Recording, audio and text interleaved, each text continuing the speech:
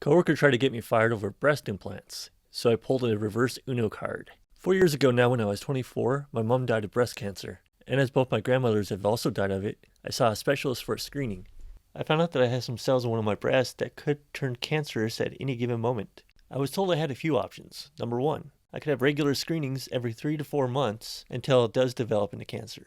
I was told that the risk of cells becoming cancerous was very high due to my family history, but it could also potentially never turn, so I could be getting these screenings for no reason. I could get a single mastectomy on the breast with the bad cells, but they would need to keep an eye on the other one, so I would still need regular checkups for the other breast. Option number 3, I could get a bilateral mastectomy and remove all of my breast tissue, basically eliminating the risk. I went for the bilateral mastectomy. It was admittedly the most drastic option, but after seeing what cancer did to my mom and grandmother, I didn't want to risk it. I was warned about scarring, but told it should be fairly minor. It wasn't, and I was left with 2 huge, pink, jagged scars on the other side of my chest, each about 1 inch long and half an inch wide, and it caused me to become severely depressed, where it got to the point of me never leaving my flat because I didn't want anyone to see me, throwing out my mirrors, and getting physically sick looking at myself. I went to a therapist who suggested a plastic surgeon. The therapist said they never normally do that, but it was clearly something that I was struggling with and I might never get over, and the therapist could see why I struggled with it. Although the therapist did send me to ask about scar reduction, the plastic surgeon suggested a cream, laser, or implants. The cream didn't work and the laser was both expensive and risky, so I went with the implants. My natural boobs were an F cup, so I went with a slightly smaller double D. Since then, my mental health has improved and I feel a lot better about the way I look. My confidence has gone up, as has my self-esteem. I know I shouldn't put so much into my appearance, but I wasn't exaggerating about these scars. Huge, bright pink, jagged, raised, just really awful to look at, and I hated seeing myself. And they are now nicely hidden away, and you can barely feel them. Back to the present day. I'm 28 years old and working in an office. I'm doing a lot better than I was. My coworker Jill found out that I had a boob job, but didn't know about the cancer thing. When myself and my friend, years before the mastectomy, were planning a holiday and she made a joke about me getting on a plane with my implants, and Jill overheard. By the end of the day, the entire office knew that I had a boob job, but not why, and half a dozen people confirmed Jill had told them. Over the next few months, Jill made many jokes and comments about my breasts to coworkers when I was in earshot, at one point saying I had more plastic than Barbie, and calling me fake in 2 ways. I didn't hear this one myself, but a friend in the office told me that Jill at one point referred to me as a sack of silicone. I don't know what her problem was exactly, but at one point she mentioned the NHS, so I assumed Jill thought that I got them done for free on taxpayer money. I'd gotten a mastectomy done on NHS, but gone private for the therapy and implants. I asked her to stop on more than one occasion, but unfortunately the places I talked to her were places like the lift and the women's bathroom, where there weren't any cameras. And Jill just kept making comments no matter how often I asked her not to. I wouldn't say it was every single day, but I heard at least 3 comments per week for 3 months. I hit my breaking point when me, Jill, and a few coworkers were having lunch. I referred to something being shallow and Jill said, "You know all about being shallow," while gesturing at my chest. I snapped. I said, "Do you know why I have these? A few years ago, the doctor found potentially cancerous cells in my breast tissue. I was advised to get a mastectomy and was left with huge ugly scars on my chest. I went to a therapist who sent me to a cosmetic surgeon, who advised me to get implants to hide the scars. And I did, just so I could look at myself in the mirror without crying. So maybe next time you want to judge someone for having cosmetic surgery, you should ask them why they had it in the first place." And feeling like that was a mic drop moment, I picked up my food and left. For the rest of the day, I had about 1/3 of the office come up to me and offer support, and the rest tell me that Jill was just joking around and I was being a bitch. I replied that Jill was being a bitch long before I was. I then got an email from HR saying that they wanted to talk to me the following day. And when I called for clarification, they mentioned a hostile work environment. Note, this is apparently an American term and holds little weight in England, but it's what was said over the phone. I knew the person who sent off the email and I'd spoken to. Her name was Debbie, and she's one of Jill's friends in HR, so I was fairly confident on who had reported me. I realized that if this was already being sent to HR, I needed to get as much ammunition as possible, so I went about collecting my information. As Debbie had dealt with me so far, it was safe to assume that she would be the person reviewing my complaint. And if that was true, I was effed. However, I vaguely remembered a section on complaints that was in my contracts when I first signed with the company. I flipped through the contract and there was a part in the complaints section that said I was contractually allowed to request a change of reviewer if I felt my allocated reviewer was biased. It was called an impartial overseer. I photocopied the page and highlighted that part. Then I went on to message the people who had offered their support over Facebook and said basically, HR have asked to see me. Do any of you remember Jill insulting me to your face? And are you willing to write and sign something saying what you heard and when? Not everyone was willing to help, as Jill is somewhat feared in the office due to her befriending HR and management. But about 20 people were willing to help me. I guessed roughly when I'd asked Jill to stop previously. 4 asks over the last few months. Some timings were easy to guess, as they'd happen on my break or when I first arrived at work, and I wrote them all down, along with the rough time of when the lunchroom confrontation happened, and a list of names who was there for it. I got to work slightly early the next morning. I went around everyone who had messaged me, and most of them managed to give me a printed and signed letter. This isn't exact words, as there are 16 letters to sum up here, but the gist was, my name is, insert blank. I work with Jill last name and OP. On date and time approximately, I spoke with Jill, during which she referred to OP as, quote, insult. I felt this was inappropriate as it directly related to OP's appearance, and I'm willing to go on record further to establish that Jill has been discussing OP in a workplace in the same manner for 3 months now, causing me discomfort and creating what I feel is a hostile work environment. Signed, their name. I wound up with about 16 letters, all from different people, and one of them was in the lunchroom from my conversation with Jill. Some even had bullet-pointed lists of everything Jill had said to them about me or other people. As it turns out, Jill has issues with a lot of people's appearances. She apparently made comments about one coworker's weight, and something anti-Semitic about a coworker's nose, all of which were put into these letters. There are about 45 people in the office, so while 16 wasn't a majority, it's still a decent amount. The letters weren't hugely long. Most were only a paragraph, but they had all the necessary information. I was asked to come into HR at 10 a.m. I took the letters from coworkers, the photocopy of the page in my contract, and my dates and times in a little folder with me. I got there and Debbie was the one overseeing the interview.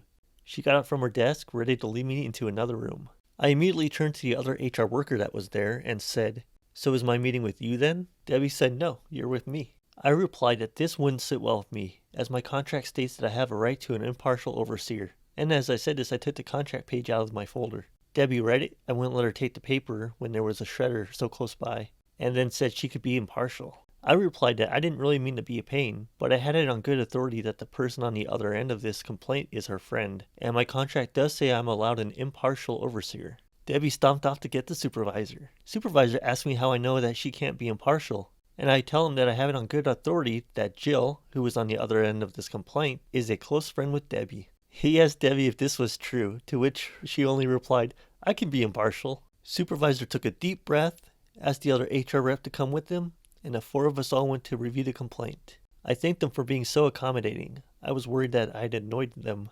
Debbie took out the complaint and all 3 of them went through it with me. Debbie looked homicidal the whole time the interview was happening, and she had clearly anticipated firing me, or at least recommending me being fired. The interview went something like this. It took over a half hour and they kept asking me the same questions but phrased different ways. So this is a drastically condensed version. Question: you said outside that you think Jill reported you. Why is this? Answer: Jill has had an issue with me for about 3 months now. Question: why didn't you come to us when you realized Jill had an issue? Answer: I had no issue with her. Question: what issue does Jill have with you? And the answer: 4 years ago, a specialist identified potentially cancerous cells in my breast tissue. I had surgery to remove my breast tissue, thereby removing the cells and the risk. After the surgery, I was left with large scars on my chest. I went to a therapist for low self-esteem and depression. The therapist suggested a plastic surgeon who suggested breast implants to cover my scars. All of this is in my medical history, which you have a copy of in my file, and my full permission to review. Jill found out about my breast implants but didn't know about the cancer. Jill had a problem with my breast implants and decided to communicate this with our coworkers. And their response? Why do you feel this is true? OP's answer: here's 16 signed statements all from different coworkers, all testifying that Jill told the entire office that I had breast implants on the day she found out, and has since made comments about these implants frequently. They have quotes of what Jill said to them about it, and rough dates and times. Question: rough dates and times? No one knew this would be escalated to such an extent, so no one really took notes as and when it happened. What event or events do you think directly led to this complaint of harassment? For me, harassment began when Jill told everyone about my breast implants without my consent. But as to the complaint placed on me, it would probably be what happened yesterday in the lunchroom. Jill made a comment about me being shallow while gesturing at my breasts, and I replied giving her an abridged version of my relevant medical history, and ending with a comment about the importance of getting the full story. There are cameras in the lunchroom, so I'm sure you'll be able to find that conversation. I'll admit that I could have handled the situation better, but after 3 months, I felt I had to put my foot down. Here's a list of names of people who were also present. There were about 6 people at the table, including myself and Jill. One of these people is also in those letters, and has written their account of the conversation and signed it. Had you had a conversation with Jill prior to this regarding her comments about you? Several, spaced out over the last 3 months. Each time I communicated to her that I felt uncomfortable and upset about these comments she was making, and would appreciate it if she were to stop. To your knowledge, was Jill made aware of your former cancer at any point in this time? No. It wasn't mentioned in the conversation with my friend she overheard, and I didn't tell her because frankly, it's none of her business. And I did not feel the need to detail my medical history to a coworker in order to avoid sexual harassment. Supervisor stands up and says, "Well, I think we're done here." He shakes my hand and sends me back to my desk saying that I'd hear from him after they review the evidence, the letters, the CCTV, medical history, and everything else that they had, and came to a decision on the case. I got back to my desk, pulled up my CV, and prepared to start the job search again. About an hour goes by. Then the person who wrote the letter and was there for the lunchroom conversation gets called for an HR meeting. They came back about 10 minutes later. Then the people who wrote letters but weren't there yesterday are also called in one by one, and each are gone up for about 10 minutes. Some longer, some shorter. By about 3:30, it looks like everyone who wrote a letter or was there in the lunchroom has been interviewed. Then finally, Jill gets called in. She's gone for about 30 minutes and comes back fuming. She glares at me while I work, but I ignore her. 4:30ish, Jill gets called back into the HR again. 5 p.m. rolls around. Everyone is either leaving or getting ready to leave. When Jill storms back into the office, she glares at me the whole time she packs up her desk. She then starts to tell anyone who would listen to her that I got her fired before shoving her way onto the lift. An email comes in from the HR. My case is closed. Top comment says, "Good job and well related. A perfect contribution to r/ProRevenge. The bitch deserved to be fired and I'm glad you got it done." A response to the comment. An email comes in from HR. My case is closed. Effing brilliant, OP. Second comment. Paper trails are often the undoing of petty, vindictive people. I've seen it several times in my life, providing said paper trail usually, and it's always satisfying. This one was exceptionally satisfying. Bonus. You can now tell people that your breasts are so magnificent that they get people fired. I mean, if you want to. Next comment. I read that story in one breath, couldn't stop reading. A response to this comment. It was really well written. I normally cringe at long posts, but this was written in a way that made it interesting to follow. Guy quit his job thinking he became rich. Hey, new to Reddit. I thought I would post my story here. I work for a construction company and we do remodeling on homes. We have a rule here that we get to keep anything that we find hidden behind the walls. We hired this guy. We really needed a worker badly, who was a total a-hole from day one. I've been working for this company for 5 years and this guy has only been doing construction for 1 year after he got fired from his accounting job after getting a DUI. Anyways, he would always make fun of my clothes and my accent, and one day he went too far by telling my boss about my private Instagram account pictures. He got on my phone and looked through my Instagram page and showed my boss pictures of me smoking weed. Little did he know that me and my boss were friends for 8 years when we used to smoke together before we both quit. I was so mad that he violated my privacy that I made a plan to screw him over. He was the kind of guy that would come in late and complain that the trains or traffic is the reason. One day I overheard him saying that if he won the lottery, he would quit this job for not giving him the respect he deserves. You have to earn respect here. One day I bought some fake gold coins online, and I put them in a metal box I found in an antique store and waited for the chance to hide it in the wall. Luckily I didn't have to wait long. The day he found the coins, it seemed like it was his best day ever. First thing he did when he opened the box, he called my boss a effing loser and he quit immediately on the spot. He said, "F this place, I'm rich." Little did he know that was the best day of my life. After he quit, my boss told us that he was going to fire him anyway for always being late. I wish I could see the look on his face when he finds out the gold coins are fake. Best $40 I spent in my life. I apologize for the bad grammar. This just happened today and my adrenaline is pumping hard. Thanks for reading. Edit. These houses are bought at auction. People don't live here, so everything is owned by the construction company. Next story. My hag of a stepmom gave away my PS4 while I was away in college. So I rent out her house while she was on her honeymoon with her newest husband. I have been reading a lot of Reddit lately, especially entitled Parents, but made a new account when I came across this page. I never thought I'd actually try to contribute something. Until now, Reddit has just been my guilty morning coffee read. So here it goes. I'm an only son. My mom died of ovarian cancer at only 55 years old. It broke my dad's heart. They had been together since college and were the same age, with my dad being a month older. I'm 22 and I'm about to graduate college with my degree in chemistry when the main events start to occur. I went to college on a full-ride scholarship. This is important later. My dad met my now stepmom when she was my mom's nurse at the hospital where she spent her last days. My stepmom, Grace, played all the right notes to gain my dad's trust. She was empathetic to him, nurturing, and comforting after my mom passed. I was 17 and old enough to sense that she was just trying to weasel her way into getting my dad's resources. But it was up to my dad if he wanted to be in a relationship with her. I was in my final year of public school and had just won a scholarship to attend college out of the country the following year. My dad mourned my mom for a year, and that whole time Grace would check in by phone every month or so, in my opinion, to scope out the possibility of sinking her hooks in him. After a year passed, Grace took the gloves off and went hard after my dad.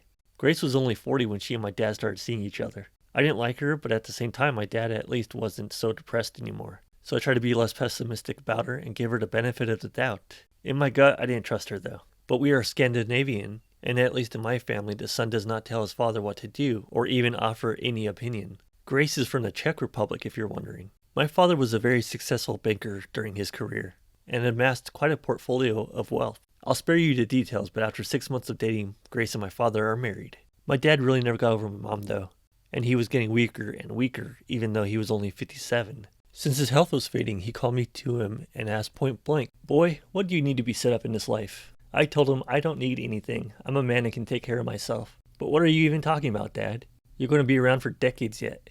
I reminded him that he had living sisters with children, my aunts and cousins. I also reminded him that I had a full scholarship to college, so don't worry about giving me any cash. He was dead only a year later at 59. I, of course, have seen lots of Hollywood movies, so I considered the conspiracy theory that maybe my dad's nurse wife poisoned him and made him sign over all of his money to her. But I really honestly don't think that's what happened. Other relatives didn't like Grace either, but they knew my dad was totally in love with my mom and that her death utterly broke him.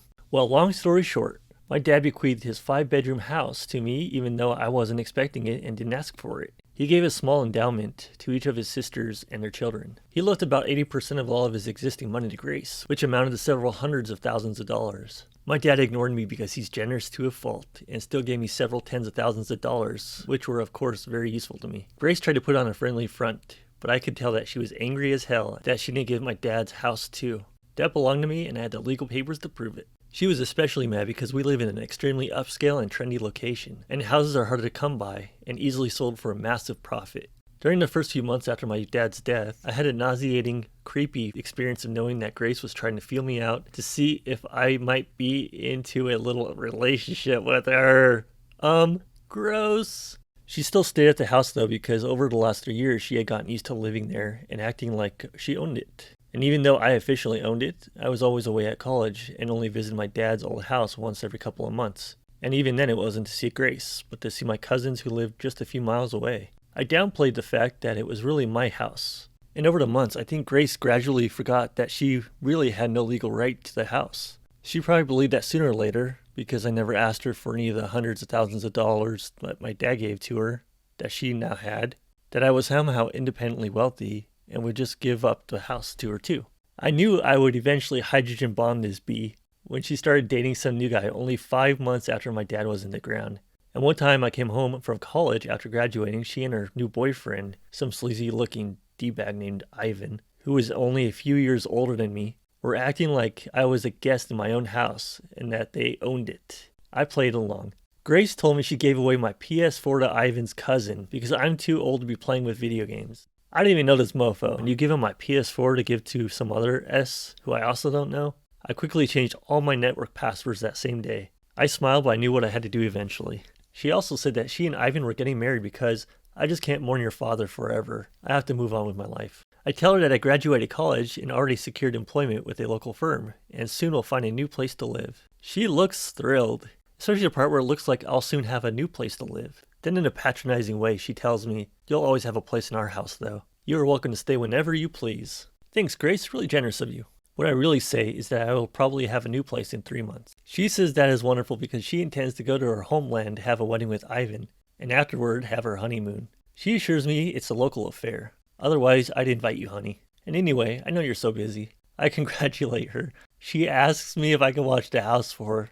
Watch my own house? Sure. What I really say is, of course I will take care of the house. I am careful to not say your house. She and her D-bag fiance, who I am 100% sure she was only there for Grace's money, go on the trip. And I immediately put out advertisements in rental websites offering to lease my house. I hire movers and have all of Grace's furniture and possessions boxed up and put into storage. I retain all of my parents' furniture that they had before my dad met Grace. Locks? Changed. All of them. Within days, I am inundated with dozens of inquiries regarding my amazing furnished house with fantastic views. I ran into a wonderful young family, a barrister and his schoolteacher wife, and their 2 preteen children. They pay me their first and last month's rent and sign a lease for a year. I warn them about crazy stepmom who thinks this is her house, but I present them with contact information to my lawyer, the same lawyer my dad retained, in case they need any assurance that I'm on the level. I also give my lawyer the information about the storage facility, including the fact that I generously paid for 4 months of storage in advance, which is a whole month longer than Grace's Czech honeymoon adventure. I then found a great apartment in the city near my new place of work. There I met a woman in a restaurant I frequent at night after a long work day. We've been dating 6 months now and are engaged to be married.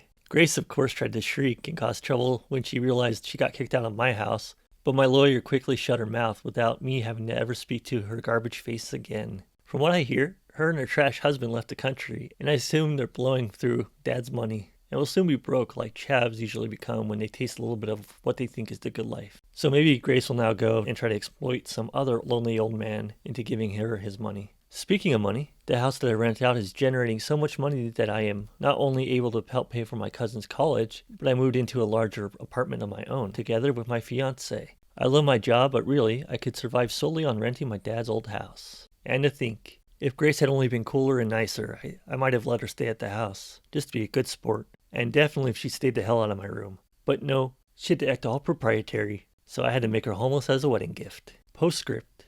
I bought another PS4, even though I didn't use my old one that much. It didn't matter. It wasn't for Grace to give away. You don't give away other people's things. You give away your own things. Which is why I chose to kick Grace out of my house. Because it's mine, and I decide who stays there. Top comment. Grace really isn't that bright. Someone responds to this comment. Patience is a virtue. Virtue is a grace. Grace was a woman who was a big disgrace. Oh, man. Please support me by liking and subscribing. Yeah. Back to recording.